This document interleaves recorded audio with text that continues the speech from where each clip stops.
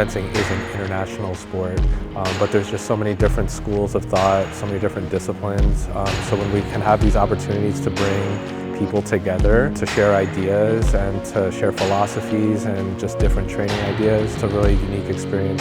This camp in particular, I've really never seen anything quite like it, where there's people that are from all around the world, world-class athletes and coaches as well. So even for me, this is a really unique learning experience where I get the chance to see coaches that otherwise I probably wouldn't talk to or engage with as much because we're always competing, and just to be in a setting kind of working towards the same thing with our students is a really special occasion. So international camps are a huge deal for us, and they do nothing but help promote and grow the sport for sure.